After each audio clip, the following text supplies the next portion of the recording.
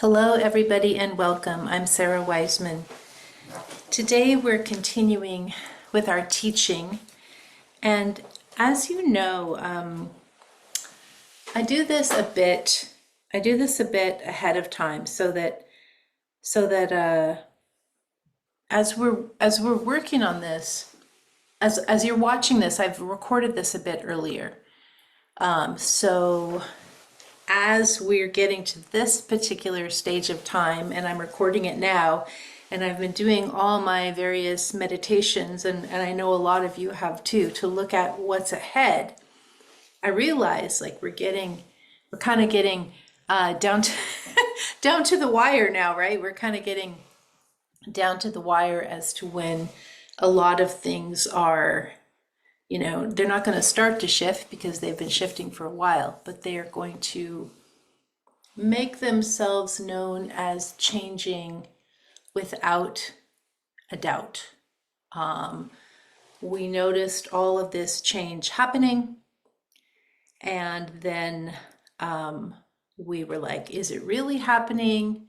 And then we were like, yeah, it's pretty much really happening. There's no going back. And now it's just this new level of realization. This new level of realization of how dramatically and how quickly the world has changed, at least from the US experience, how quickly the world has changed in a very, very short time. Now, if you follow astrology, or if you are doing this sort of predictive psychic work, like I do the channel forecasts, and I'm sort of continually looking into what's happening, what the trends are going forward, and what's ahead, none of this is really a surprise to you. You're just more like watching it in awe, like, oh yeah, I saw that, I saw that, I saw that. So nobody's really denying that this big amount of change is here. And I'm talking about what it looks like is that the change is on the political stage. But what's really happening is that the change is in our awareness as a whole, and realizing that in the past, we had this deep understanding or deep respect that those at the top of the political system, and again, I'm mostly talking US because not everyone is at this same exact spot yet. But you used to have this idea that those at the top were in charge, that they were on our side,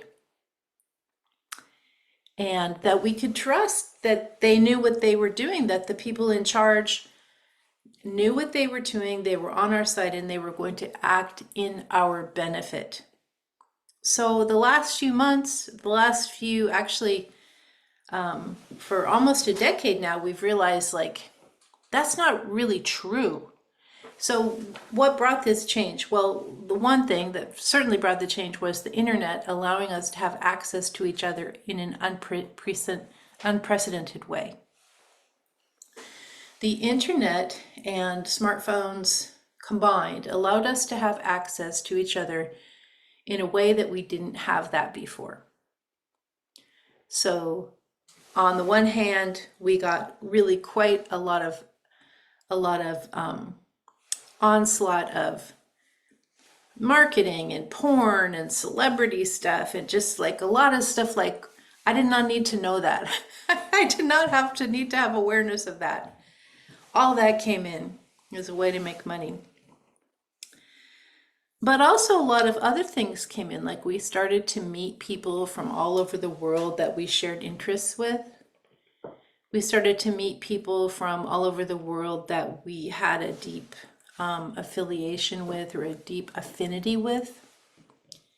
And we started to realize how we are most definitely not helpless, and we are most definitely not being controlled, regardless of the political structure in place or the laws in place or any of that. We are not controlled by that. Our consciousness is always free, regardless of our situation. Now, of course, the experience of so many people, especially here in the US, has been one of radical inequality. Radical inequality for women, for different racial groups, if you want to call it that, different cultural groups, different gender associations or affiliations, different ableism or ableist restrictions, and so different neurodivergencies. And so it's very clear that although we can say consciousness is, you know, everyone has their consciousness and everyone has in charge, the playing field has not been level for centuries and centuries, maybe thousands of years. And part of this shift now is this awareness that why is the playing field not level? Why are some groups sort of automatically put higher than other groups? Like, it makes no sense. We're all humans, and so by virtue of our being of the same species, we would all have equal influence or equal importance to each other. And then of course you take that further and you're like, well, why would humans be particularly above or below other species? We don't really have awareness of what other species are thinking about or what their issues are. I had an experience, I was working with someone and they were like, why don't the other species, you know, reach out to us? And I'm like, well, they don't speak English, right? English is not the dominant language on the planet. The other species are continually reaching out to us at a vibrational or consciousness level. We're just not hearing it, not paying attention. We haven't tuned ourselves into that level. I think when we appreciate that what we're going through now is like, there's no easy way to understand that a lot of us have woken up, me, you, other people out there, and the old structure and systems, they're falling down, not because, you know, there's some big earthquake making them fall down or there's some big force that's being applied to them, but because our consciousness is no longer allowing that projection to hold. This idea or projection, oh, these people should be in charge and they know what they're doing and they're the ones we should follow. That's not an idea that's holding anymore for most of us. These divisions in society should be there because they were always there and, you know, they just need to be there. And we're looking around and going, if you're a conscious person, you're looking around and going, why? Why would one person have more importance than another? It just how? Why? Okay, so all of this is bringing a lot of change. I'm going to read from the Gabriel letters, you guys have, or the Gabriel messages. And this one is called Becoming Not Lost. So this is channeled information that I channeled, I believe in 2024. I had a lot of channeling in 2024. And these are messages from Gabriel. And after this, I channeled, like directly after this, I channeled the star guide messages, which are from a different guide group. But for this one, we're reading from the Gabriel messages. Becoming not lost. When you understand that everything is consciousness, and at the smallest level, consciousness is particulate, and that you and everything are aware as a collective of particulate, which is also a soul, it can be hard to know how to live. What is the purpose of a life when you are human, following the projections of the rest of humanity? Following the projections, their ideas of the rest of humanity.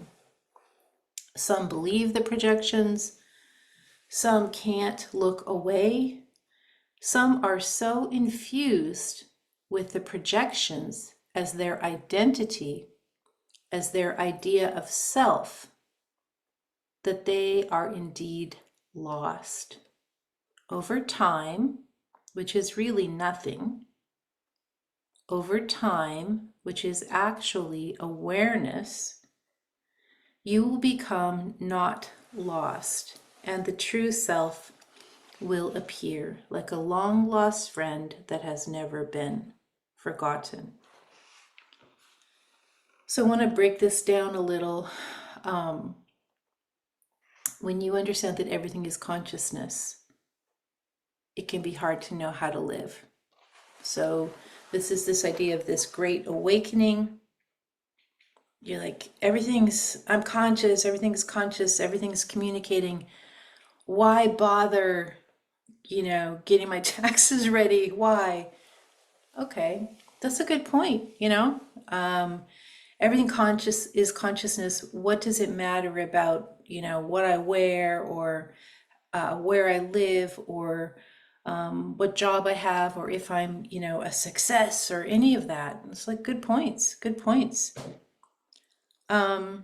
But the bigger point here, so that is a question that when you wake up, you start to grapple with. Like, if everything is consciousness, what am I supposed to do here? Just sit around, just being? Just being here now all the time? Sounds a little boring. I mean, I know you can go into the vastness and enjoy that, but it sounds a little like not a lot gets done. So the other part of this, after you become conscious, is, when we'll get to this in a second, but you start to understand that your own particular personality is here to contribute to the whole. You're part of the whole, and you're also meant to support and contribute to the whole. We'll talk about that in a second. But the part that I think is so interesting is, what is the purpose of a life when you are a human following the projections of the rest of humanity? And this is where it gets hard for people who are conscious, because you understand it, and all around you, you see this sort of mirage of projections. Projections might be an idea, or several ideas, or structures. A projection might be banking. This is how we're going to do money, with banking. Or a projection might be leadership. This is how we're going to do leadership. We're going to have government. You don't have to worry about anything. We'll just take care of it all. So projections. This is how we're going to do sexuality. We're going to do marriage, and we're going to do it a certain way. And so, like, we have these issues of, how do we exist in society? Because we're not just consciousness floating around like little specks of light. We're consciousness in a human body, which means we have to eat, we have to have shelter, we have to have these things that support our physical existence. So we have to be in a society, and we have to figure out some societal rules. But these projections, all of this stuff is just ideas that somebody had at one time, probably a couple hundred years ago. Here's how we're going to do it. And the projections, these ideas that have created what seems like these stone structures that can never be dissolved, they're tumbling down. Our minds are like, that's not how it, we don't have to do it that way. Why would we do something that our great great grandparents or more that came up with as their best idea of the time, why would we be doing it that way still?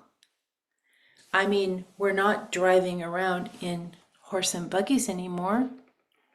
We're not churning butter on the farm in a butter churner. We're not using leeches. Well, I guess we kind of are again now, but okay. In general, we're not using leeches as our main medical treatment. Why are we using some of these other systems? Projections. Some believe the projections, and here's the other part, some can't look away. Some are so infused with the projections, they attach so much as their identity, as their idea of self, that they are indeed lost. We get so attached to, I'm going to make money, or I'm going to be a success, or I'm going to have so many followers, or I'm going to be a celebrity. Or, you know, these are the extremes that we see in our news streams, but there's lots of other projections.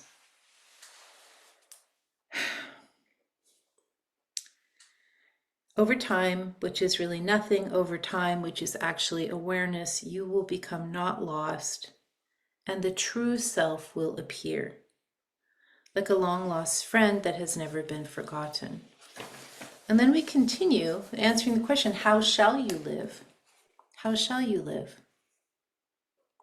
If you find yourself lost, which might be a lot of us around this time, ask your soul to help your mind, ego, personality let go and remember.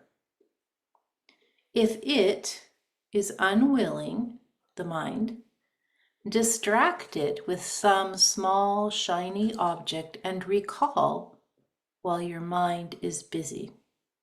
We are here to assist the guides as translators of oneness so that you can hear with your human ears. Everything is God, you, us, everyone, everything, every awareness. So how shall you live if it's all God all the time? Your purpose, your destiny is to be in service to the light. By light, we mean consciousness. In plainer terms, you are here to awaken yourself.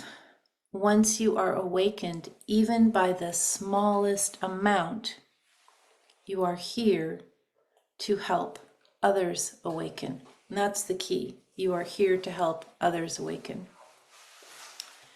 We've each been given these very particular gifts, right? Some people are really good at talking, some people are good at writing, some people can do art, some people can do music, some people can cook, some people are really good with science or with math or with building stuff or fixing things or taking care of others or helping others heal or helping with animals. Like there's so many ways to assist in this awakening. Now I know in my own journey, I've had multiple, and I'm sure you have too. I've had multiple people show up as teachers, whether I ever got to know them in person or not. Like a lot of times I didn't. I just read their book, or later I watched their video, or I got to do their course, or but like especially in earlier times, I read their book. That's all we had back in those days. And then I also had people show up who were really unexpected, like a neighbor who was conscious, or a teacher of a class in, a community class that was conscious, or a teacher at school that was conscious, or some kind of other person that showed up as a mentor-like position. And it's thanks to all of these various teachers, mostly for me, pretty much all somewhat informal. It was just like nobody came and said, okay, grasshopper, I'm going to teach you it all. It's like it mostly just was, I met this person, then years later I met this person. But all of these people assisting me with my growth, and hopefully me assisting others as I come across them in whatever way I do with their growth. And hopefully you also having had some teachers or finding them now. And also as you become aware, using your own particular beautiful, unique skill set that everyone has to just sort of lift things up. The last thing I'll say today is, we used to have in one of the yearly forecasts, maybe it was even this one, but the idea was consciousness recognizes itself. And this is what's happening now. You're looking around, all these projections aren't even real. And you're looking around at each other going, we don't need to do it like this anymore. And you're recognizing that consciousness in other people, and you're deciding to contribute to the collective. Okay, everyone, I'll be back next time. Hang in there, help each other, be kind. If you feel anxious and irritable, be kind anyway, as best you can, and just support each other. Alrighty, we will be back next time. You can find me at sarawiseman.com.